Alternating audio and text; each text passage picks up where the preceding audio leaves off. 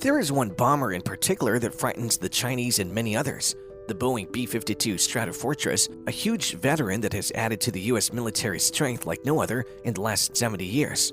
The Boeing B-52 Stratofortress was a long-range heavy bomber designed by the Boeing Company in 1948, first flown in 1952, and delivered to the military in 1955.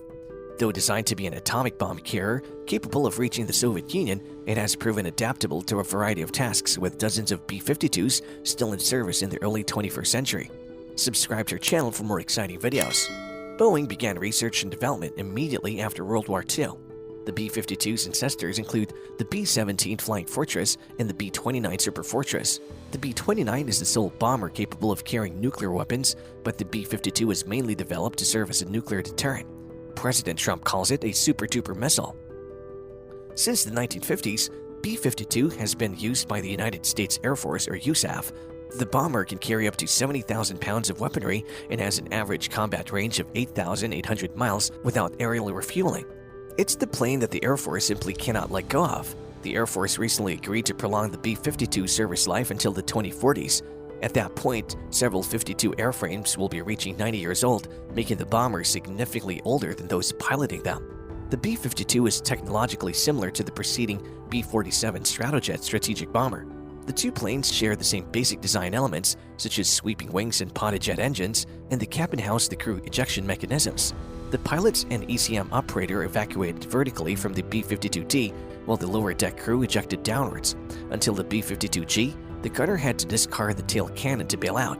Early model B-52 tail gunners were stationed in the typical location in the plane's tail, with both visual and radar gun laying systems. The aircraft features a short, narrow cord rudder, which gives it minimal yaw control authority. Initially, an all-moving vertical stabilizer was planned, but it was scrapped because of concerns about hydraulic actuator reliability. Because the aircraft has 8 engines, asymmetrical thrust caused by an engine failure in flight would be minor and easily corrected with a thin rudder. It would be difficult to find a warplane that has outlasted the B-52 Stratofortress. The B-52, which was developed over 60 years ago as a Cold War weapon, was recently in the news when 3 of the long-range bombers were deployed to Spain and would most likely be flying sorties against ISIS. The B-52 did enter service 70 years ago on April 15, 1952. The bomber entered service in February 1955, replacing the Convair B-36 Peacemaker as the primary heavy bomber in the United States Air Force. Between 1952 and 1962, a total of 744 were built. A unique characteristic of the B-52 landing gear substantially simplifies crosswind landings.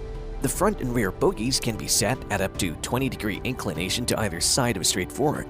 As a result of a crosswind landing, the aircraft can fly directly into the wind while rolling down a runway that's not parallel to the wind.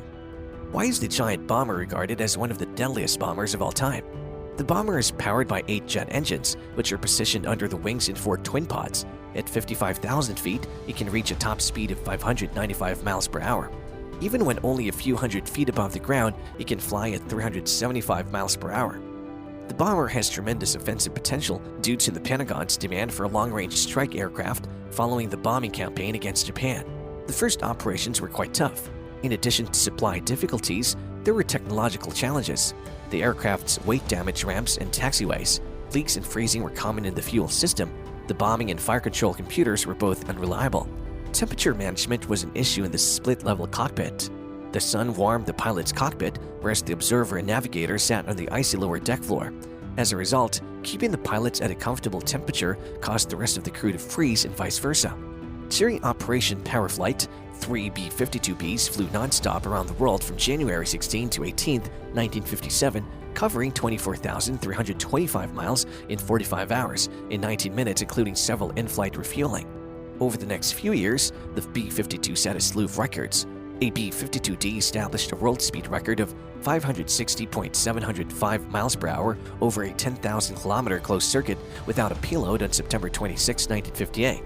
On the same day, another B-52D set a world speed record of 597.675 mph over a 5,000-kilometer closed circuit with no payload.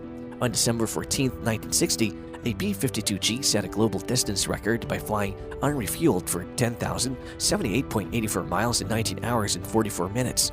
Despite its massive size, the massive bomber proved to be incredibly adaptable. It could escape radar, fly along the contours of the terrain, and deliver weapons while flying at speeds of over 400 miles per hour at an altitude of only 500 feet. A single B-52 bomber can destroy a couple of dozen Hiroshimas with apocalyptic consequences. Throughout the majority of the Vietnam War, B-52s dropped their bombs at 35,000 feet or higher. The planes couldn't be heard and were nearly hard to shoot down at that altitude. To supplement the B-52 bomb load, Strategic Air Command, or SAC, B-52Ds were modified in December 1965 to carry 8 500-pound conventional bombs with provisions for another 24 on underwing pylons. This big belly upgrade program increased the bomb carrying capacity of the B-52D to 60,000 pounds, a significant increase over the 43,500 carried by the B-52F, which was replaced by the D in the first months of 1966.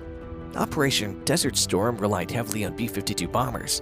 Beginning on January 16, 1991, a flight of B-52Gs took off from Barksdale Air Force Base in Louisiana, refueled in the air en route, attacked targets in Iraq, and returned home, a 35-hour and 14,000-mile round trip.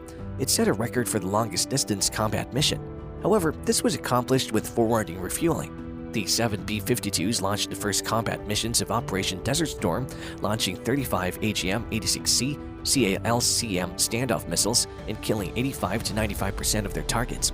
In the early 1980s, the U.S. fleet's maritime strategy planned for the aggressive use of carriers and surface attack groups against the Soviet Navy. Some B-52G bombers were modified to shoot Harpoon anti-ship missiles to help protect carrier combat groups. B-52Hs were modified beginning in the 1980s to carry Harpoons in addition to a variety of cruise missiles, laser and satellite-guided bombs, and unguided ordnance. Crews of the B-52 bombers refined sea-skimming flight profiles that would allow them to breach enemy defenses and attack Soviet ships. Environmental problems are rarely linked to military aircraft performance. However, approximately a decade ago, B-52 bombers became the first U.S. military aircraft to use alternate fuel.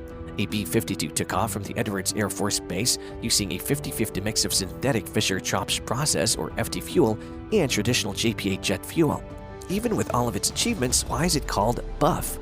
It is worth noting that the Stratofortress got its renowned nickname during Operation Arclight, becoming the BUFF, an acronym for Big Ugly Fat Fucker. In polite society and on official USAF information sheets is interpreted as Big Ugly Fat Fellow. On June 18, 1965, the Buff took out from the Anderson AFB in Guam. The 7th and 320th Bomb Wing sent 27 B-52Fs to target Viet Cong troops about 40 miles north of Saigon. It was the very first Arclight mission. The outcomes were tragically underwhelming. 2 B-52 bombers were destroyed in midair during the 360-degree timing adjustment spin. 8 crew members were killed. A third plane was diverted.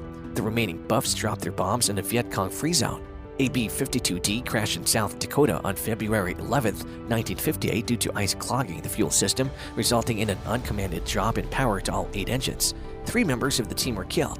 On October 15, 1959, a B-52F from the 492nd Bomb Squadron at Columbus AFB, Mississippi, carrying 2 nuclear warheads, collided in midair with a KC-135 tanker near Hardinsburg, Kentucky, killing 4 of the bomber's 8 crew members and all 4 tanker crew members.